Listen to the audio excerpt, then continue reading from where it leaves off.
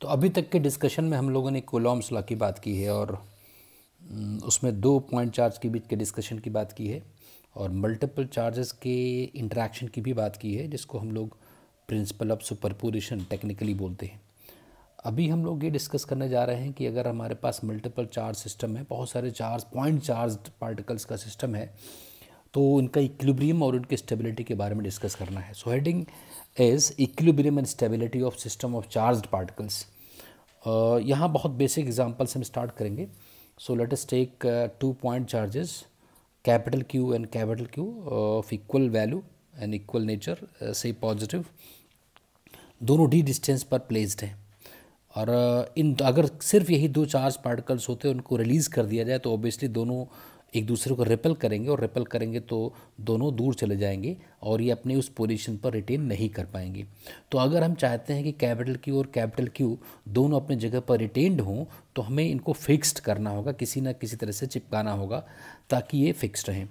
अब हमारा जो क्वेश्चन है, जो डिस्कशन है, this is all about finding the value of small q to be placed at the midpoint of these two fixed charges such that the charge q, small q, will be in equilibrium, will remain at rest for a long time. और दूसरा जो इसका part है उसमें हमें ये पता करना है कि for what value of q the system will be in equilibrium. तो हमें ये देखना है कि स्मॉल q चार्ज, अभी फ़िलहाल हम मान लेते हैं कि जो हमारा कैपिटल Q और कैपिटल Q है दोनों फिक्स्ड हैं, तो इनके इक्विलिब्रियम की बात अभी हम नहीं करना है क्योंकि ये तो एक्सटर्नल फोर्सेस से भी लिंक्ड हैं और वो रेस्ट में हैं। स्मॉल q की बात करनी है। तो स्मॉल q को अगर आप किसी भी चार्ज को अगर आपको इक्विलिब्रियम में रखना हो तो हमें क्या काम करना है कि उसके ऊपर इक्विलिब्रियम का जो मतलब है ना, इक्विलिब्रियम कहीं भी टर्म अगर फिजिक्स में यूज्ड है तो इक्विलिब्रियम का सिर्फ एक ही मतलब होता है कि उसके ऊपर बाहर से लगने वाले सारे फोर्सेस का वेक्टर सम 0 होना चाहिए। अगर कोई भी चार्ज पार्टिकल इक्विलिब्रियम में है तो उसके ऊपर एक्सटर्नल फोर्सेस का vector sum, total vector sum must be 0, ये होना चाहिए। इसके अलावा और कोई इक्विलिब्रियम की डेफिनेशन नहीं है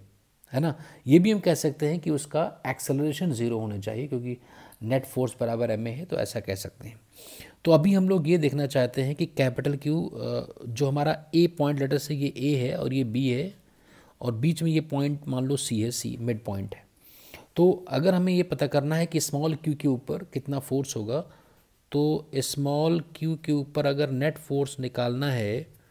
तो ये होगा स्मॉल q के ऊपर A का force plus force on small q due to charge placed at B. So this comes out to be, let us take the magnitude as well as direction. So FQA is 1 by 4 pi epsilon naught capital Q is small q divided by d by 2 whole square I cap, है ना। मान लो capital Q हमें नहीं पता है, Q को positive मान लेते हैं, अगर हमारा मानना गलत होगा तो नेगेटिव अपने आप आ जाएगा, ये तो कॉमन रहेगा, plus capital Q into small q by d by 2 का होल स्क्वायर माइनस आई कैप। हमने स्मॉल q को अभी पॉजिटिव माना है, तो इसका मतलब क्या हुआ, इसका मतलब ये है ये तो 0 हो गया। तो उसमें q की कुछ भी वैल्यू है, देखो capital Q is a non zero quantity, d by 2 is a non zero quantity, this constant is a non zero quantity, small q के ऊपर डिपेंड नहीं कर रहा है for all value of q। यहाँ से हम लोग एक कंक्लूजन ड्रॉ कर सकते हैं कि for any value of small q placed at mid point of the given system in the question, for any value of q, the charge q is in equilibrium, हमें ये पता करना है कि क्या ये पॉसिबल है कि सिस्टम भी ये इक्विलिब्रियम में रहे। सिस्टम का मतलब ये है कि हमें ये पता करना है कि क्या ये जो चार्ज है ये भी जो ए पॉइंट पर चार्ज है इक्विलिब्रियम में रहेगा। तो अगर हम चाहते हैं कि जो ए पर जो चार्ज है उसके वो भी इक्विलिब्रियम में हो, तो उसके ऊपर भी सारे फोर्सेस का वेक्टर सम क्या होना चाहिए, ज़ीरो होना चाहिए, इंश्योर करना है। तो इसके लिए हमें देख लेना है क्या है कि force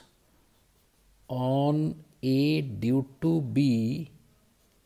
plus force on A due to C must be equal to zero. तो यहाँ से हम लिख सकते हैं 1/4 पाई एप्सिलॉन नॉट, कॉमन लिख लेते हैं, दोनों में रहेगा, और फिर F on A due to B, so this is capital Q into capital Q square by D square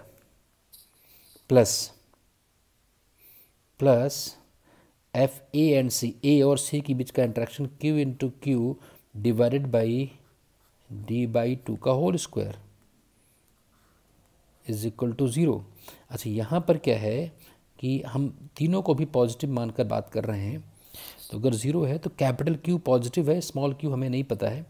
तो कैपिटल Q का जो डायरेक्शन होगा वो माइनस आई कैप होगा, ये माइनस आई कैप होगा, क्योंकि जो B वाला चार्ज है ए को रिपेल करेगा, और Q को अगर पॉजिटिव माने तो ये भी माइनस आई कैप होगा, तो ये भी ऐसा माइनस आई कैप होगा, तो ज़ीरो होगा। इसको सॉल्व करेंगे तो यहाँ से अगर आप सब कुछ देखें और सॉल्व किया जाए, सो यहाँ से क्या आ जाएगा, दिस विल इम्प्लाई दैट,